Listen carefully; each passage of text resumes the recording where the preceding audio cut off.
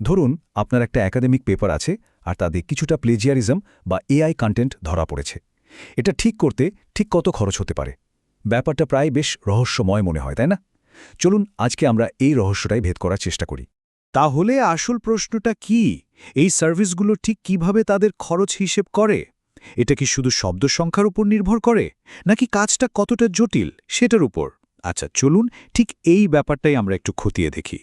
এই প্রশ্নের উত্তরটা পেতে আমরা একটা দারুণ টুল ব্যবহার করব, সেটা হলো onlineacademy.org.in এর ইনস্ট্যান্ট প্রাইসিং ক্যালকুলেটর। আসুন দেখি এই টুলটা কিভাবে মাত্র কয়েকটা সহজ ধাপে খরচের একটা একদম পরিষ্কার ধারণা আমাদের দিয়ে দেয়। আচ্ছা, তাহলে শুরু করা যাক। সবার প্রথমে আমরা দেখব শুধু প্লেজিয়ারিজম কমানোর জন্য খরচটা কেমন হতে পারে। আমরা পুরো প্রক্রিয়াটা একদম ধাপে ধাপে বোঝার চেষ্টা করব। দেখুন, সাধারণ প্লেজিয়ারিজম ঠিক করার খরচ বের করার বিষয়টা আসলে বেশ সোজা সাপটা। এখানে মূলত তিনটা জিনিস আপনাকে বেছে নিতে হবে। শুধু এই তিনটা ধাপ ঠিকঠাক মতো পার করলেই খরচের একটা পরিষ্কার ছবি আপনার সামনে চলে আসবে। প্রথম ধাপটা তো খুবই সহজ। ড্রপডাউন মেনু থেকে আমাদের বেছে নিতে হবে প্লাগেরিজম রিডাকশন অপশনটা, কারণ আমরা তো এখন এটাই ঠিক করতে চাইছি, তাই না?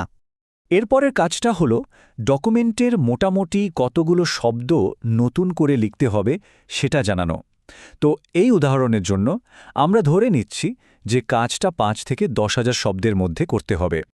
আচ্ছা, এবার আসছে সবচেয়ে জরুরি ধাপটা, সিমিলারিটি ব্যান্ড বেছে নেওয়া। এটা আসলে কি? এটা নির্ভর করে আপনার প্লেজিয়ারিজম রিপোর্টে ঠিক কত শতাংশ কপি ধরা পড়েছে তার ওপর। আমরা এখানে ৪১-৫০% হাই ব্যান্ডটা সিলেক্ট করছি। এর মানে হলো লেখাটার প্রায় অর্ধেক অংশই নতুন করে লিখতে হবে। আর দেখুন, এইসব তথ্য দেওয়ার পর আমাদের আনুমানিক খরচ দাঁড়াচ্ছে ৪,৫০০ ভারতীয় রুপি। দেখলেন তো, পুরো প্রক্রিয়াটা কিন্তু বেশ সহজ আর একদম স্বচ্ছ। আচ্ছা, এবার চলুন আরেকটু এগিয়ে যাই। কি হবে যখন একটা ডকুমেন্টে এআই দিয়ে লেখা কন্টেন্ট আর প্লেজিয়ারিজম দুটোই একসাথে থাকে? চলুন দেখি তখন এই হিসেবটা কিভাবে আরেকটু জটিল হয়ে যায়। প্রথমেই একটা জিনিস খেয়াল করুন, ইন্টারফেসটা কিন্তু একটু বদলে গেছে। যেহেতু এখানে এআই কন্টেন্টও চলে আসছে, তাই ক্যালকুলেটরে কিছু নতুন অপশন যোগ হয়েছে, যেগুলো কিন্তু আগের বার ছিল না। এই হাইব্রিড সার্ভিসের দামটা ঠিক করতে হলে আমাদের এখন মোট ৫টা তথ্য দিতে হবে। চলুন দেখে নিই এই ধাপগুলো কি কি আর কিভাবে এগুলো ফাইনাল দামের ওপর প্রভাব ফেলে। এখানে নতুন কি যোগ হলো দেখুন, দুটো নতুন বিষয় এসেছে। প্রথমত, ডকুমেন্টে এআই দিয়ে লেখা শব্দ সংখ্যা কত, আর দ্বিতীয়ত, সেই এআই দিয়ে লেখা অংশের কত শতাংশ বদলানো দরকার। এই দুটো নতুন তথ্যই এখন আমাদের দিতে হবে। এই ৫টা ফিল্ড পূরণ করার পর আমরা হাইব্রিড সার্ভিসের ফাইনাল দামটা দেখতে পাচ্ছি। আর মজার ব্যাপার কি জানেন? এই উদাহরণেও খরচটা কিন্তু আগের মতোই ৪,৫০০ রুপি দেখাচ্ছে। কিন্তু কেন? চলুন এর পেছনের কারণটা একটু বোঝার চেষ্টা করি। এতে করে কিন্তু একটা খুব গুরুত্বপূর্ণ প্রশ্ন চলে আসে, এই যে দামটা ঠিক হচ্ছে, এর পেছনের মূল কারণগুলো আসলে কি? কোন কোন জিনিসগুলো এই ফিকে সবচেয়ে বেশি প্রভাবিত করে? দাম ঠিক করার পেছনের মূল নীতিটা কিন্তু খুবই সহজ। যত বেশি নতুন করে লেখার কাজ করতে হবে, খরচও ততটাই বাড়বে। সোজা কথায় উচ্চ ব্যান্ড মানে বেশি কাজ, আর বেশি কাজ মানেই উচ্চ ফি। এই স্লাইডের কথাটা এক্কেবারে পয়েন্টে। এখন এই স্লাইডটার সবচেয়ে ইন্টারেস্টিং দিকটা হলো এটা কিভাবে কাজের বিভিন্ন লেভেলকে ভাগ করছে।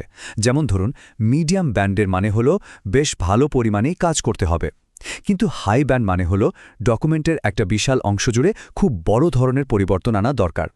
শুধু তাই নয়, হিসেব করার পদ্ধতিতেও কিন্তু একটা বড় পার্থক্য আছে। সাধারণ প্লেজিয়ারিজমের ক্ষেত্রে খরচটা সোজাসাপটা, কিন্তু হাইব্রিড মডেলে এআই টেক্সটের জন্য একটা বিশেষ ফর্মুলা ব্যবহার করা হয়, সেটা হলো AI to the power of 1.25।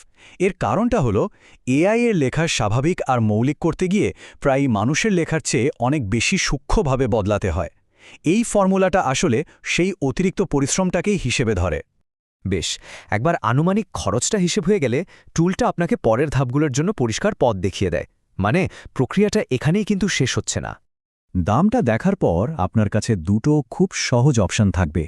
আপনি সরাসরি হোয়াটসঅ্যাপ কোড বোতামে ক্লিক করে কোটেশনটা শেয়ার করতে পারেন, অথবা কপি কোড অপশনটা ব্যবহার করে নিজের কাছে সেভ করে রাখতে পারেন। এর ফলে পরে যোগাযোগ করতে কিন্তু অনেক সুবিধা হয়। এই পুরো প্রক্রিয়াটা আমাদের একটা বড় প্রশ্নের সামনে দাঁড় করিয়ে দেয়। প্রযুক্তি যেভাবে মানুষের আর এআইয়ের লেখাকে আরও উন্নত করছে, তাতে লেখক বা মৌলিক রচনা এই ধারণাগুলোর ভবিষ্যৎ কি হতে চলেছে এটা কিন্তু একটা বেশ গভীর প্রশ্ন যা আমাদের ভাবার জন্য অনেক জায়গা করে দেয়।